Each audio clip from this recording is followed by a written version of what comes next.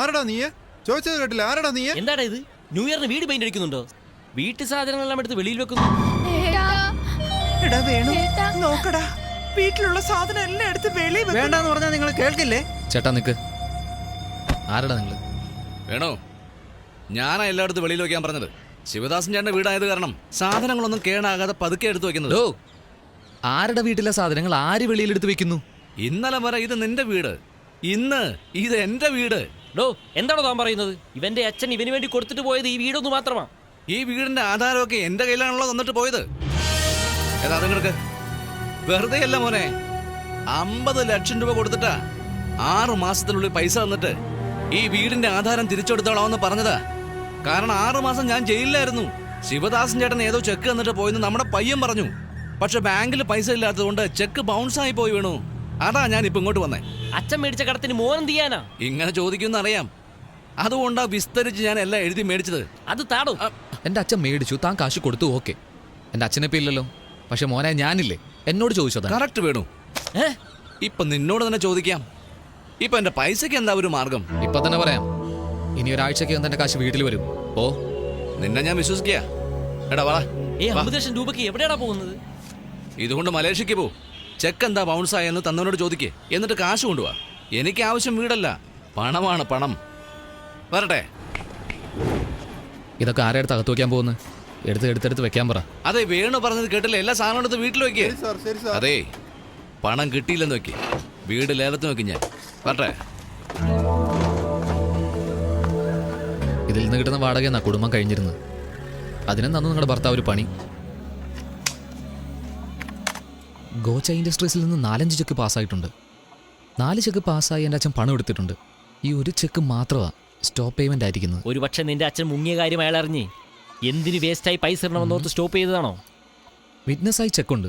ഇത് വെച്ചിട്ട് മലേഷ്യക്ക് പോയാൽ തീർച്ചയായും പണം കിട്ടും. പക്ഷെ എങ്ങനെയാടാ പോകുന്നത്?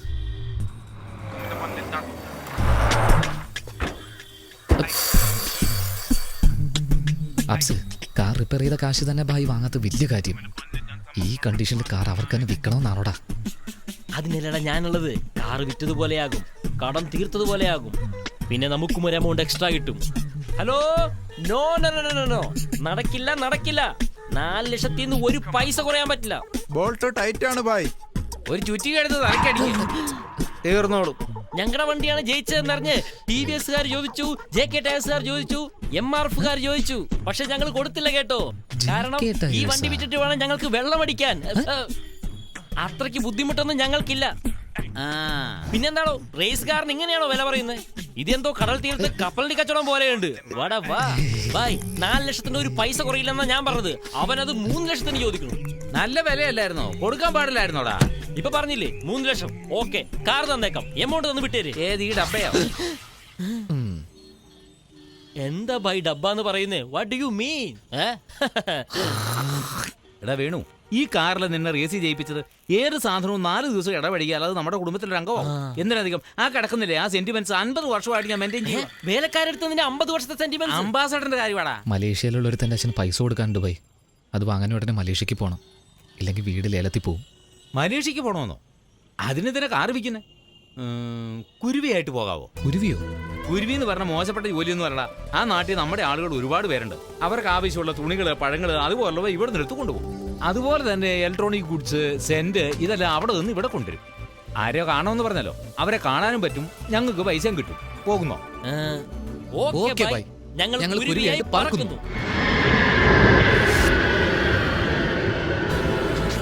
Penerbangan Malaysian Airlines MH182 dari Kuala Lumpur ke London akan berdepas sebentar lagi. Terima kasih. എന്താണ് ആരോ ഒന്ന് പിക്കപ്പ് ചെയ്യുമെന്ന് ഭായി പറഞ്ഞായിരുന്നല്ലോ. ചേട്ടാ, അത് കുരുവികളാണോ നോക്ക? അതെയോ? ഏയ് കുരുവി, ചിട്ടുക്കുരുവി, കുരുവി, ഇവനായിരിക്കും ചിട്ടുക്കുരുവി. തിരിച്ചു പാട്ട് പാടാ. മാമ്പഴമാ മാമ്പഴോ മൽഗോവ മാമ്പഴോ സേലത്തെ മാമ്പഴോ ഇത് താനടാ. റബ്ബർ വായി തുറന്നല്ലോ, നാക്ക് പുറത്ത് കണ്ടല്ലോ. നിങ്ങളാണോ വായി വിട്ട കുരുവി? അതെ അതെ. എന്താ പാട്ടൊക്കെ പാടി നോക്കി നിന്നെ? നിങ്ങളെ കണ്ടുപിടിക്കണ്ടേ? വലിയ വാസ്കോഡ ഗാമ ഒരു ബോർഡ് എഴുതി വെച്ചിരുന്നെങ്കിൽ ഞങ്ങൾ തന്നെ വന്ന് സംസാരിക്കുമായിരുന്നില്ലേ? ശരി വാ പോ. ഒരു നിമിഷം, നന്നായി ബോഡി മെയിൻറ്റെയിൻ ചെയ്യുന്നല്ലോ. അതെ സാർ. നിറയെ ഓട്സ് കഴിക്കും. നിറയെ ഓട്സ് കഞ്ഞി കെല്ലോഗ്സ് കഴിക്കുമോ എന്താ ചോദിച്ചേ?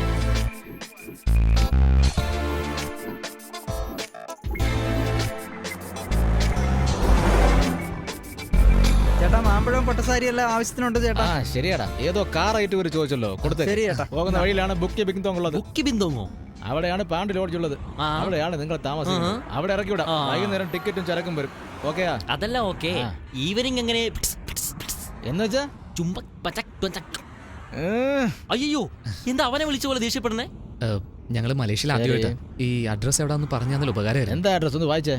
റൈറ്റ് ലൈൻ ഇൻഡസ്ട്രീസ്, അതെ, right line industries, number 17 first floor, first floor, Jalan Samudra street, സമുദ്ര സ്ട്രീറ്റ്, കോലാലംപൂർ. കോലാലംപൂർ ആയിക്കോട്ടെ. ആളുടെ പേരില്ലേ? ഗോച്ച. ഗോച്ചായോ? ഗോച്ചായ കാണാൻ നിങ്ങൾ എന്തിനാ പോകുന്നേ? അല്ല, അയാൾ എൻ്റെ അച്ഛന് കുറച്ച് കാശ് കൊടുക്കാനുണ്ട്. ഗോച്ചയുടെ കയ്യിൽ നിന്ന് പൈസ വാങ്ങാൻ പോകുന്നു. എടാ ദ്രോഹികളെ, സ്റ്റോപ്പ് ദ കാർ. നിങ്ങൾ പറഞ്ഞ അഡ്രസ് ഒരുപാട് ദൂരെയാ. ഗോച്ചയുടെ ക്ലബ്ബ് ദാ ഇവിടെ തന്നെ. അടുത്തെന്ന് പറഞ്ഞാ എവിടെയാണ്? അത് ആകാശം മുട്ടുന്നതാ ഗോച്ചയുടെ ക്ലബ്ബ്. ആകാശം മുട്ടുന്നതിരിക്കട്ടെ, നിനക്ക് മുള്ളാ മുട്ടുന്നുണ്ടോ? ചുമ്മാ ആട്ടെ, നിന്റെ കാലെന്താ ഇങ്ങനെ ആടുന്നേ? ഡാൻസ് ക്ലാസ്സിൽ പോവാ സാർ. ഇവിടുന്ന് പ്രാക്ടീസ് ചെയ്താലേ അവിടെ പോയി കളിക്കാൻ പറ്റൂ സാർ. പോട്ടെ സാർ. അപ്പൊ ഞങ്ങളുടെ റിട്ടേൺ ടിക്കറ്റ് അങ്ങോട്ട് ചെല്ല്, അവര് തന്നെ തരും. വേഗം പാടാ, വണ്ടി എടുക്കടാ. എന്റെ ഈശ്വര, എന്റെ ജീവൻ തിരിച്ചു കിട്ടി. അതെന്താ പുതിയതായിട്ട് ഡാൻസ് ക്ലാസ്സിൽ പോന്ന് പറഞ്ഞേ? പിന്നെ അവരുടെ കൂടെ പോയി ഗോച്ചയെ കാണാൻ പറയുന്നടാ. അഡ്രസ് ചോദിച്ചു തന്നാലേ ആളത്തട്ടികൾ എന്ന ഗ്രൂപ്പാടാ അവര് പൈസ തിരിച്ചു ചോദിക്കാൻ പോകുന്നു. അവൻ ഗോച്ചയല്ലടാ, മലേഷ്യൻ ഭാഷ.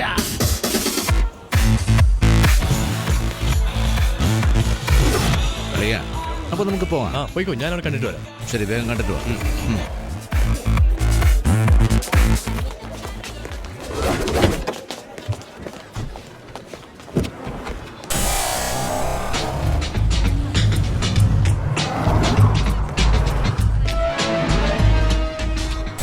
ഓറഞ്ച്.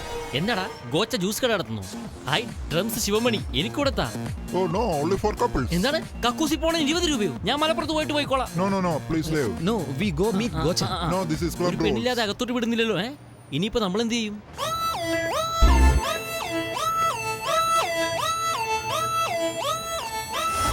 എടാ, നീ പീറ്ററിൽ വീക്കാണ്. പിന്നെ എങ്ങനെ ഈ മാറ്റർ ഒപ്പിച്ചു?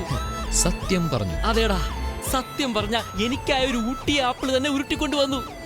നിനക്ക് ഞാൻ എങ്ങനെ നന്ദി പറയൂടാ? ഇവിടെ നിനക്കല്ല, എനിക്കാ. കപ്പിൾസ് വരട്ടെ.